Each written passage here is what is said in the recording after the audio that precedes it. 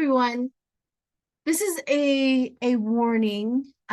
Lindsay is going to talk about her journey about the ayahuasca, and it is a plant-based drug that they use in this ceremony. I want to make sure that you guys understand what this is and what it's about. So here's a 7-minute video. If you already know what it's about, you can always scroll forward and not have to watch the whole video. But I wanted you to have a deeper understanding of what ayahuasca is and how they get it and where it's used in ceremony and why it's used in ceremony, and of course other benefits that it has for it. But the warning is, if you can't do it, don't do it, right? You only do this at your own risk. I want you to understand that I am not pushing for anybody to do any drug of whatsoever. So I just wanted to put that in there. So thanks, guys. In the 1700s, claimed it serves for mystification and bewitchment. But the origins of this botanical beverage trace back much further to the earliest indigenous inhabitants of the Amazon basin. Today, it's a trendy trip in mainstream drug culture, but also a promising key for unlocking new potential of the brain and mind. This is ayahuasca.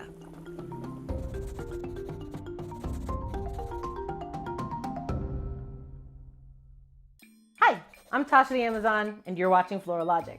While most people treat ayahuasca as just another trip, it's actually been used as a powerful medicine for probably over 10,000 years, or as long as humans have inhabited the Amazon basin. Ayahuasca is an entheogen, which means it's a psychoactive substance that is used in a sacred or traditional context. Other examples of entheogens are peyote and magic mushrooms. Traditionally, ayahuasca is administered under the close care of a shaman and is used as a medicine to correct physical, emotional, and spiritual imbalances and encourage more harmonious relationships with others. When the warriors of Amazon tribes returned from hunting, for example, they drank ayahuasca to process the aggression of the hunt and help them reintegrate into the community. Through the experience of ingesting ayahuasca, the drinker is meant to connect deeply with their inner self and gain direct access to the spiritual world. Ayahuasca, after all, is a Quechua word that can be loosely translated to vine of the soul or vine of the spirits. Ayahuasca itself isn't technically a single plant. It's a psychotropic tea made of two plants: the vine, Banisteriopsis caapi, and the shrub, Psychotria viridis. Other plants can be added, but these two are the main attractions. Let's break down each of these plants individually. First up is Banisteriopsis caapi, sometimes called yaje or just plain caapi. This plant is a liana, a giant woody-stemmed vine native to the Amazon and Orinoco river basins in South America. It's one of about 16,000 members of the Malpighiales order, one of the largest orders of flowering plants. This evergreen climber can reach up to 30 meters long. That's as long as the longest blue whale ever recorded. There's some speculation that Amazonian shamans first became aware of the powerful effects of Banisteriopsis caapi when they observed jaguars tripping bippity-boppity-boos after gnawing on these vines. It's the jungle equivalent of catnip, but for big old cats. Next up is Psychotria viridis. Commonly called chacruna, this plant is a flowering shrub that's part of Rubiaceae, otherwise known as the coffee family. This woody plant is no shrimpy shrub. It can grow 5 meters tall and 2 meters wide. In addition to being a key ingredient in ayahuasca, the Machigenga people also use the juice of its leaf as eye drops to treat migraines. It burns like hell when you first drop it in your eyes, but it gives you access to heightened vision to see with understanding, according to the Andoque tribe of Colombia.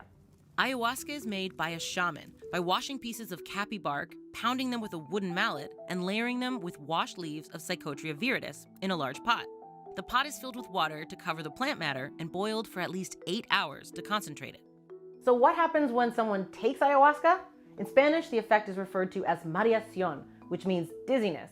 The drinker may experience visual hallucinations, a sensation of flying, and a sense of euphoria. Taking ayahuasca over a long period, they may also see their friends and family, both dead and alive, and feel that they can communicate with them. Along with the more pleasant effects usually also come clumsiness, vomiting, and diarrhea, and sometimes also fear, paranoia, and aggression. To most, puking and pooping your pants may not seem like a fun trip, but for some cultures, the purgative properties of ayahuasca are a welcome part of the experience. Followers of the Santo Daime religion view the puke and the poop that come out as repressed emotions leaving the body. Caapi and Psychotria viridis grow in the same regions of South America and are seemingly made for each other. The chemicals in these two ayahuasca plants work in perfect harmony to enable the drinker to have a deep, psychotropic experience. The three main Harmala alkaloids found in Cappy, harmine, tetrahydroharmine, and harmaline, produce psychoactive effects on their own, but also function as monoamine oxidase inhibitors. Monoamine oxidase is an enzyme that plays a role in removing the neurotransmitters norepinephrine, serotonin, and dopamine from the brain. You might know these as happy hormones. The inhibitors in ayahuasca block the monoamine oxidase from removing happy hormones, making more available in the brain. Psychotria viridis contains a powerful hallucinogen called NN-dimethyltryptamine, or DMT for short. When ingested alone, it's orally inactive, meaning this chemical doesn't create any psychedelic effect. That's because it's broken down by the monoamine oxidase in the liver and gastrointestinal tract before it crosses the blood-brain barrier. But add in some monoamine oxidase inhibitors from the Cappy, and DMT can enter the central nervous system, giving the drinker an intense and long-lasting psychedelic experience. Ayahuasca is considered a master plant, or teacher plant, which are plants that possess strong curative and spiritual powers. Other examples of teacher plants in Amazonian indigenous culture are Brunfelsia grandiflora, a flowering shrub of the nightshade family known as Shirik sanango, Mansoa alliaceae, also known as ajo sasha or garlic vine, due to its pungent garlicky scent, and Calliandra angustifolia, known as babinzana or the heart opener. Ayahuasca is known as the teacher of teachers and is said to be the voice of wisdom of all the teacher plants. Worldwide, non-traditional interest in ayahuasca has spiked in recent decades. But because of this mainstream interest, ayahuasca is currently being investigated for use in conventional medicine. It shows promise in a number of areas, including protecting and restoring brain cells and treating a host of psychological disorders, like anxiety, depression, PTSD, and addiction.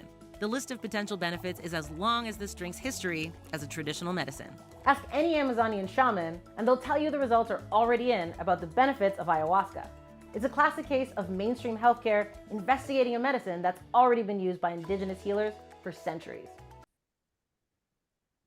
Hi everyone, welcome back to my channel. As you can see, I have Lindsay back. I don't know which side. Are we mirrored or are we not mirrored? I don't know. She's around here somewhere. It's a surprise. It's a surprise. All right, so we're back today for a few things. She has taken a plant-based ceremony, and she's going to talk about her journey in that ceremony, which was incredibly life-changing for her. So we're going to definitely get into that. But first, I wanted to see the feedback. I hear about some of the subscribers who have taken your classes or taken your, what is it called? Your appointment Sessions. Your Yeah. sessions. There we go. Your sessions, a little bit of feedback. And then she has something really special for you. So go for it. Yeah. So first of all, of course, thank you, Sheila, always for having me on your channel and letting me share my gifts, my experiences with everybody. Your clients, your listeners, they are just absolutely amazing people. I've had many sessions with them and rebooks as well. So that must mean I'm doing an okay job with the emotion code and everything. But yeah, everybody's just been wonderful. The sessions have been profound. There's been a lot of profound shifts for people. And I think that's really important right now with all of the energies going around. You know, a lot of people are seeking this help and seeking healing. And, you know, the more we heal ourselves, the better off the entire world is. So I'm so happy. And for the ones that are just joining us, where do they get a hold of you and how do they book an appointment? So you can go to our website. It's pueblowestmassage.com. And there is a book now link on there. So you just click on the book now link and then you scroll down to distance session and you'll be able to schedule your sessions with me remotely. So we can do these anywhere in the world, wherever you are, we can do this. And they're called emotional coding, correct? Emotion code. Yeah. Emotion code. Yeah. Emotion code. Same. All right. And so you have like a special kind of a thing going on right now, don't you? Yes. So I'm excited to launch a new program.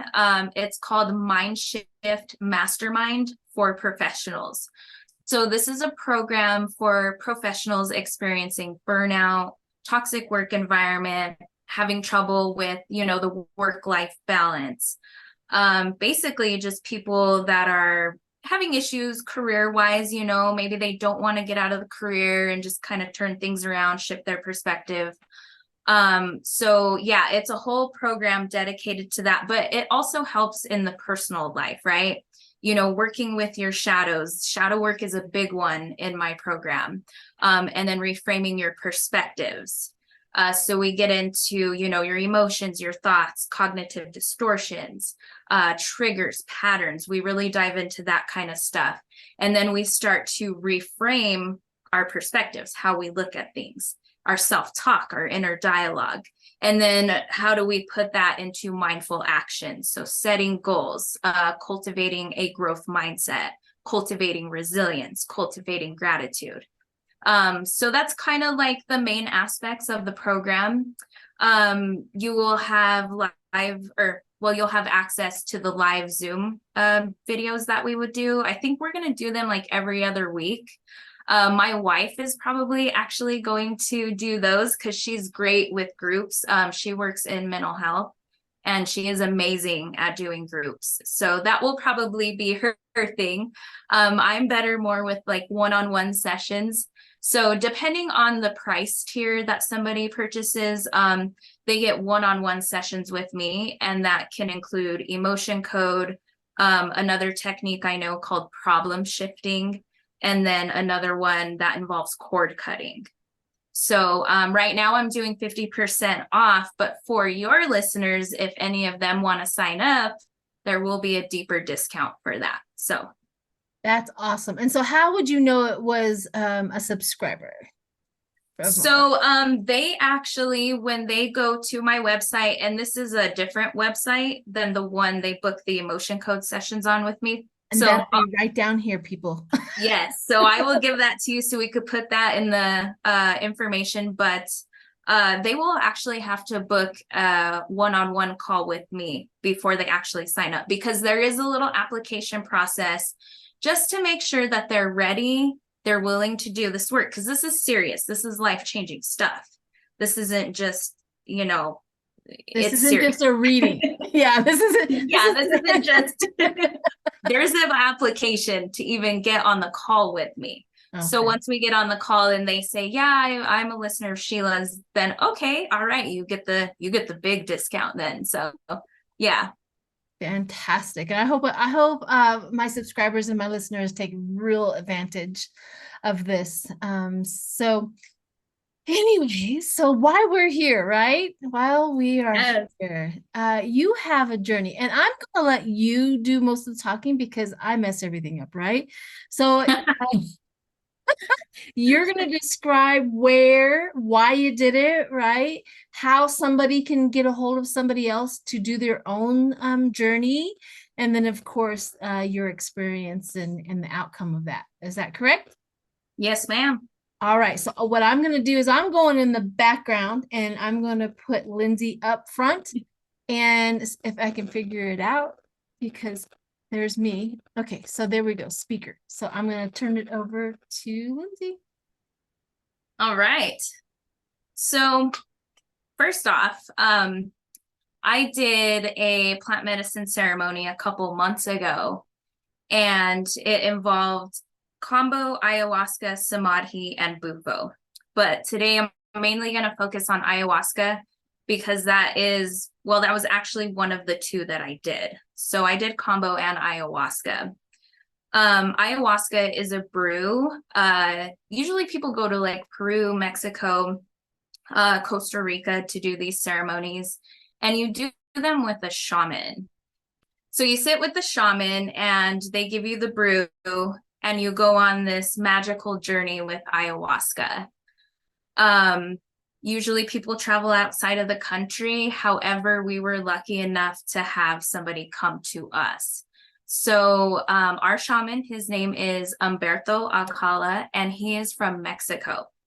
So he practices at Mexisol retreats. And if you're looking for a reputable place to do ayahuasca, samadhi, or combo, any of those medicines, highly recommend reaching out to Mexisol. Humberto is an amazing shaman. He knows what he's doing. He's trustworthy. It's safe. So definitely hit him up if you want to go outside of the country. to do ayahuasca. And I just have to give a shout out to Umberto and his team, Benjamin, Lindsay, and Azul, all his helpers. They were amazing. And also Phyllis and Jay for putting on, well, sort of putting on, they hosted, they got all the plans together for the ceremony to have here in Colorado. So we did not have to travel. So shout out to all those guys. You're amazing. Thank you. So with ayahuasca, before you do ceremony, you actually have to do a diet. They call it a dieta. So this involves eating mostly vegetarian. You can have chicken and fish, maybe like once or twice a week, but lots of vegetables, lots of fruit, no processed foods, no junk. Spicy foods is out of the question, fermented foods, no alcohol, no cigarettes, no caffeine, no sex. So you got to cut all of this stuff out because you want to be completely cleansed so you can work with the medicine, work with grandmother ayahuasca. And so we did the diet for about a month or so before we even went into ceremony. And it's smart to do a lot of the inner work. So a lot of meditation, diving into shadow work, and just kind of facing those aspects of ourselves that we don't like to face, is a very good idea to face those before ceremony. It's going to help make your experience a lot smoother.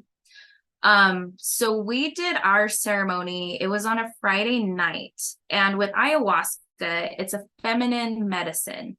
So you actually do ayahuasca at night. And we did ours, it was like 8:30 when we started ceremony. So we are all in one big room. We have our sleeping mats on the floor. We're all in a big circle. Umberto, he's at the front of the circle, and he's facing all of us. So he's explaining just kind of how this ceremony is going to work. You know, if we have issues, if we feel overwhelmed, you know, feel free to ask him for help, or any of the helpers. They're there to help you and guide you and support you along the journey. So that's nice because you have that. You have somebody who's experienced with the medicine to help you, because it can be overwhelming. It can be scary. It can be difficult. So it's good to have that support and not just do this willy-nilly by yourself. It's something to take very seriously. So before he gives us our cup of ayahuasca, he does a tobacco cleanse. So we walk up there, you hold your hands up, he cleanses both palms, and then he cleanses the crown. And then after each person goes up and does that, we do hape, which is a tobacco snuff. And so they actually blow that up each of your nostrils, and it's a little intense. His hape was real nice and smooth. I was surprised because I've done hapes that are just, oh gosh, they burn and they're pretty intense. But so we do the hape, and then it's time to take your cup of ayahuasca. So one by one, we go up, we take our ayahuasca, and it's in a small ceramic cup, probably about the size of a shot glass, I would say. But so one by one, we go up, take our shot, go back to our mats. And in my mind, I was thinking I'm only going to take one cup because I'm pretty sensitive, and I've never done psychedelics, nothing like this. So I was pretty set at one cup. After 45 minutes, Umberto tells us, okay, if you guys want a second dose, go ahead and come up for your second dose. And before we had started, he mentioned, since we are Americans, it's probably a good idea we take 2 doses because our egos are a little larger than other people's. So, but like I said, I was set on 1 cup. So he called everybody up for their second dose if they wanted it. And I was like, you know what? I'll go up. I'm doing this. I'm here to go deep. I'm here for healing. So let's do this. So I go up, I take my second cup, I sit back down on my mat, and about 30 minutes later, I'm still not feeling anything. So I thought, well, I'm going to lay back down. So I lay back down, and 15 minutes after laying down, grandmother ayahuasca came in and hit me like a freight train. It was this very high vibrational energy that just took over my body, like every level of my body, my spirit, everything. It was intense. So I started to panic because I realized I was no longer in the driver's seat. I was in the passenger seat at this point. And if you're like me, I like to be in control. So this was scary. I started to have a panic attack. I was like, oh my God, what did I just do? I should have never taken that second cup. Umberto needs to come stop this right now. Like, this is not what I signed up for. So I was freaking out. And then I remembered what he said at the beginning of the ceremony. He said, remember to breathe. If you're having a moment that's overwhelming, just breathe. So I was like, no, Lindsay, you're fine. Calm down, started to breathe. After a couple minutes, I was fine. Once I got used to the vibrational energy, I was good. And then at that point, I was just like, okay, grandmother ayahuasca, what do you have for me? And I just felt all of this energy moving in my chest. It was all physical. So just a lot of energy moving around. And the first vision she showed me was of a guitar, and the strings were all broken on it. So I asked, well, what does this mean? And I heard a voice say, your heartstrings are broken, so I'm going to replace them. And I was just like, oh, okay, the medicine talks back. So I'm laying there and I can feel this in my heart. I can feel like it was like little pricks and just like, it's hard to explain, but I could tell something was going on. So after a little bit, I see the guitar again, and it has all the strings. It's beautiful. And I hear a voice say, okay, your heart is healed. You have a new heart. You're good. So, okay, cool. I have a new heart. And then once again, I just feel all of this energy moving around my chest. And she starts talking to me, and she's just like, why do you worry so much? Why do you have all this fear? Why do you have so much anxiety? You know, so she's kind of like, we're having this conversation back and forth and trying to get me to realize, like, you know, this is stupid. All this worry, all this fear, like, is for what? You know, for what? Look what you're doing to yourself. You're stressing yourself out. Why? Like, it's stupid. So, you know, after having this conversation with her, it's like, you know, you're right. Like, it is stupid. Why do I worry? I need to trust life more. You know, it's okay. I need to trust the universe. I don't always have to be in control. It's okay to go with the flow. So that was a huge, huge lesson for me. And then, you know, she just kind of started asking me, well, why do you always put yourself down? You have the power, you have the strength. You know, you're a healer. You heal yourself all the time. Like, why do you always search for things outside of you? And that was big for me too, because I am totally like that. I'm always searching for things outside of me, even though deep down I know it's within me. All of us have that. It's not just me. Everybody has that medicine within them. So to realize that as well was huge, huge for me. And I was just like, you know what? You're right. Like, I do that. Like, geez, okay, wow. So, you know, so a lot of insights in the beginning, a lot of physical stuff. And then kind of once we get past that part, she really starts showing me the visions. So she shows me jaguars, lots of jaguars just everywhere, faces, eyes. She showed me as a jaguar, and I was also in human form, so it looked really funny.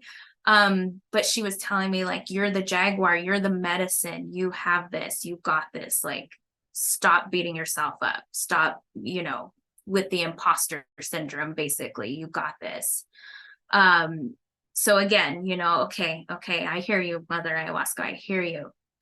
So, after we get through all that, she shows me, my relationship with my wife. Kind of like, we're not really disconnected, but we were kind of like away from each other. So right before that, she had given me my light back, my fire back. And so I was searching for my wife in the dark, and I couldn't find her in this vision. And I heard a voice say, use your light that I gave you. So I was like, oh yeah, I have a light. So all of a sudden, like, my solar plexus just lights up, and I'm walking around looking for her, and I find her in the dark. And then I hear a voice say, okay, share your light with her. So I shared my light with her, and then it kind of, you just felt this energy kind of bring us back together. So that was really cool. And then another aspect of our relationship, she showed me a puzzle that was missing this huge piece up in the top right corner. And I was like, well, what does this mean? And grandmother ayahuasca says, you unknowingly like separate yourself from your wife and like her kids and her grandkids. Like it's always, Mary Jo's kids, Mary Jo's grandkids, and then there's me over here. So she's like, you got to stop doing that. You got to stop separating yourself because you're a huge part of this family. And she wants to share that with you. That's part of her sharing her love, is sharing her family, her kids, her grandkids. And I was just like, holy crap, I do that.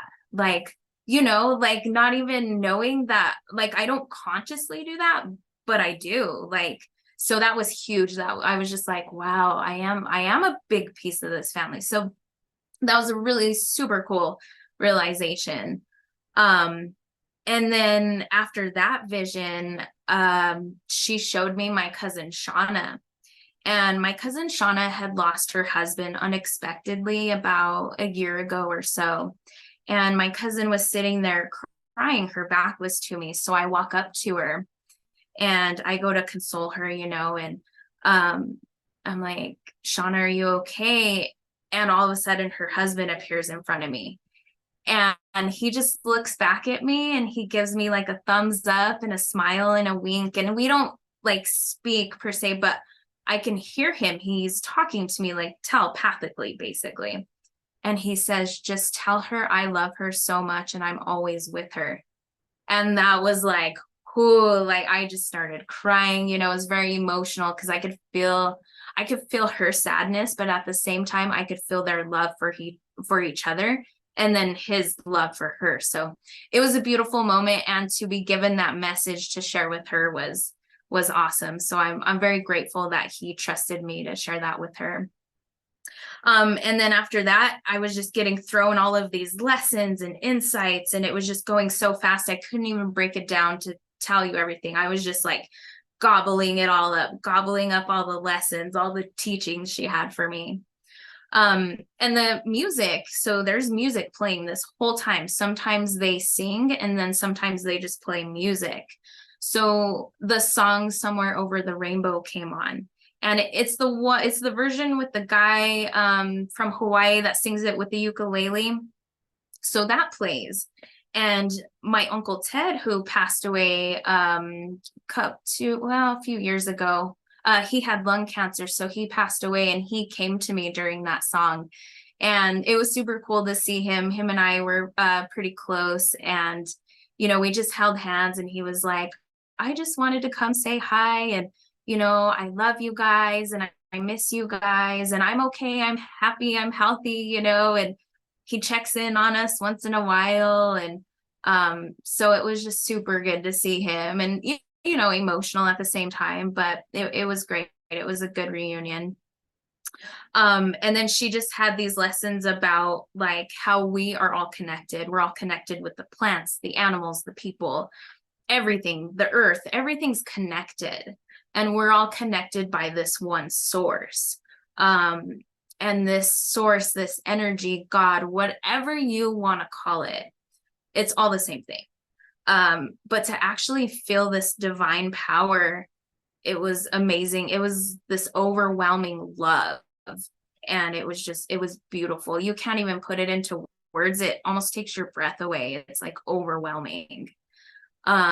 But to actually feel the connection between everything was just like, it's all connected, but to actually feel it is totally different.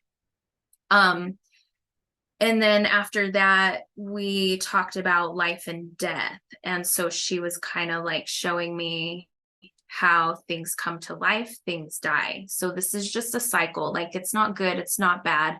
This is just how it is. This is how we evolve as spiritual beings. So when we physically die, it's literally just our next step. And that's what we're here for. So she was getting me to understand that and kind of see that, which is something I've already, I already knew that, but again, to actually feel it's totally different. And then there was healing that needed to happen along the maternal line in our family.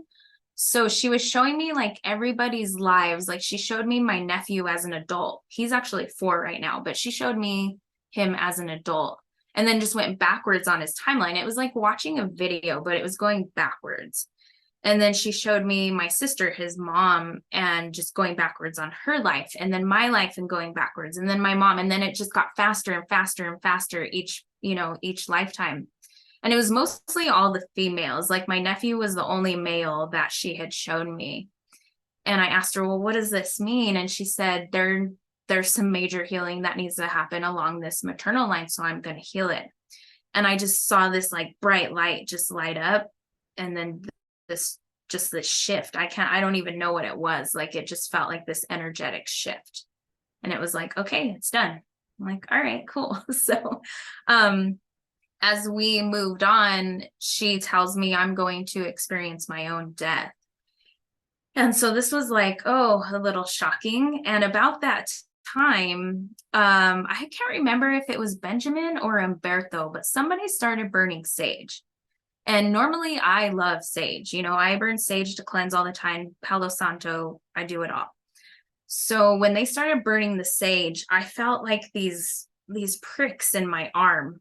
And it was painful. It was like somebody ripping thorns out of you or something like that. But eventually, like, I started feeling it all over my body. Like, it went up my arm and it just spread over my entire body. It was physically painful. It really was painful. And I was getting really angry and frustrated and just mad that he was burning the sage. I was even, talking back and forth with the medicine. And I was like, he needs to stop burning that sage now. Like, he's pissing me off. And she was like, nope, there's something inside of you that needs to be ripped out, basically. And that's what it felt like.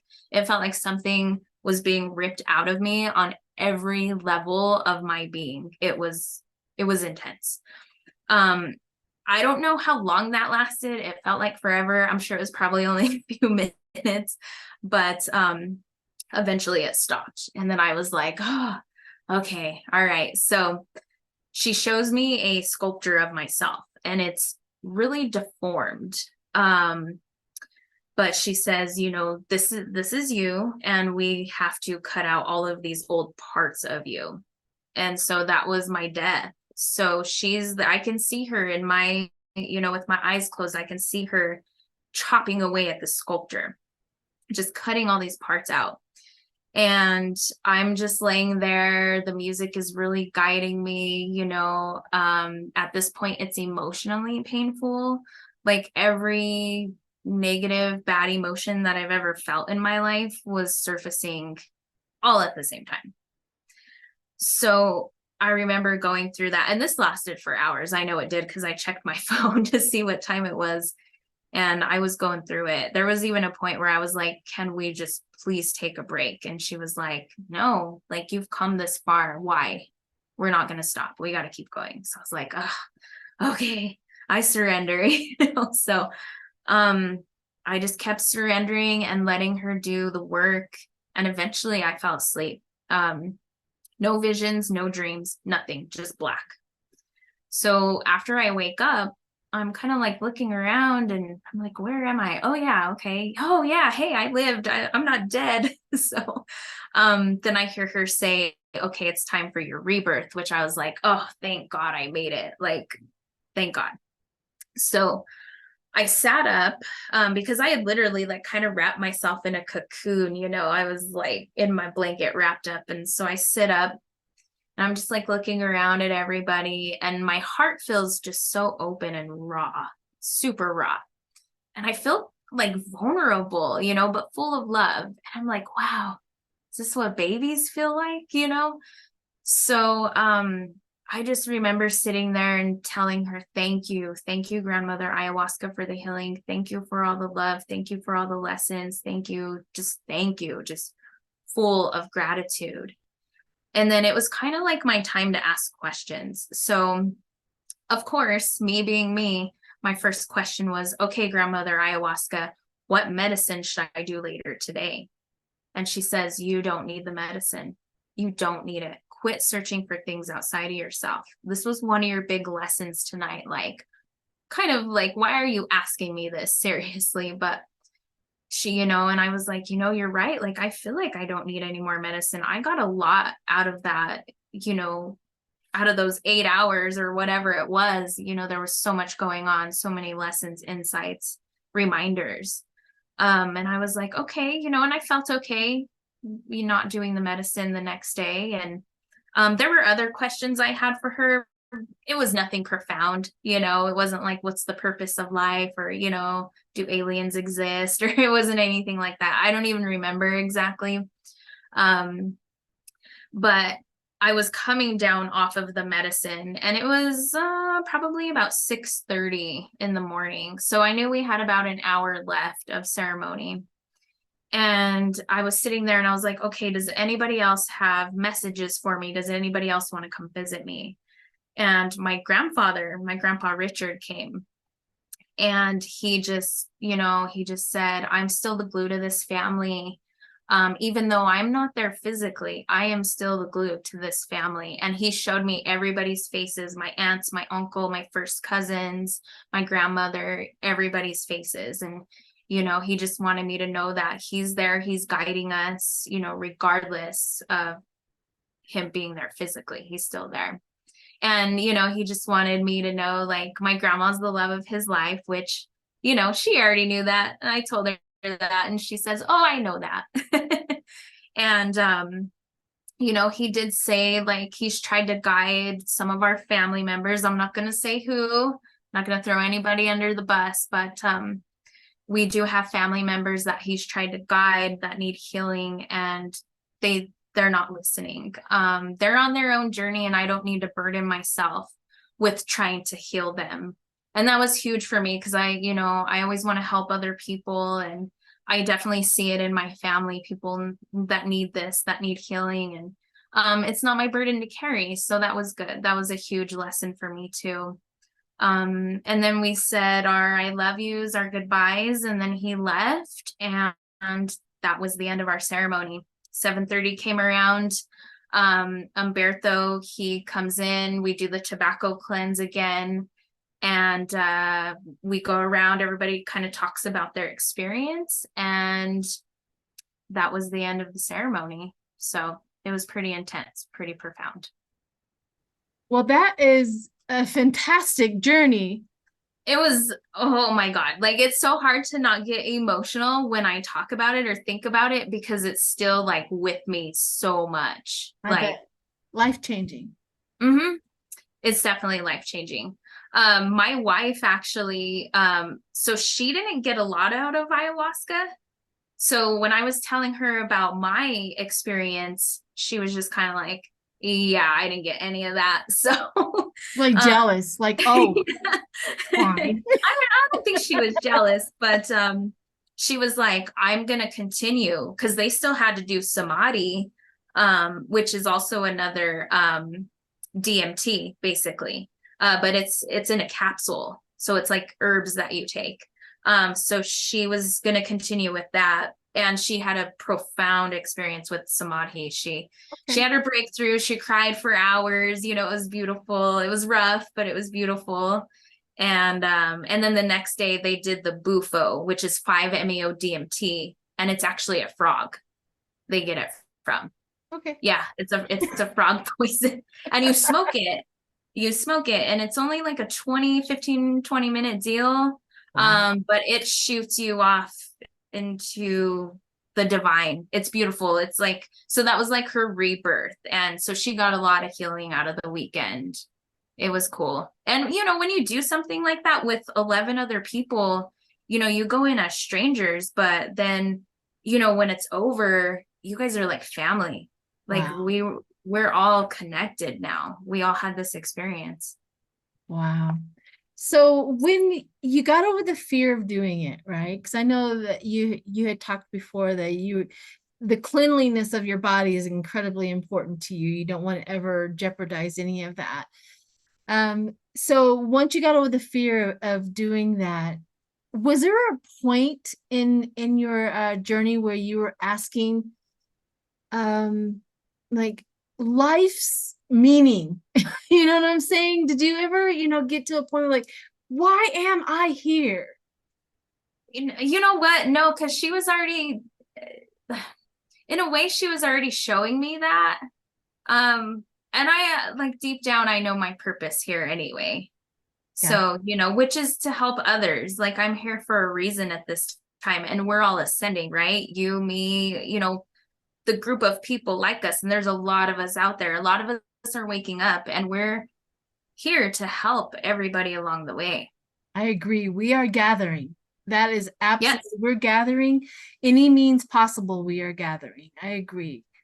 So, Yeah. well, thank you so much. I know that a lot of people will have a lot of questions. So if you have a lot of questions, the link that I have that I'm putting below, you're more than welcome to talk to her about that. And of course, take a deep breath. Yes. And know that there's more going on than just at the surface. There's more healing, there's more connectiveness. It's like if you pay attention to the atmosphere and the temperature of this world, especially in this country right now, you seem to think that everything's falling apart, but in the truth, everything is coming together.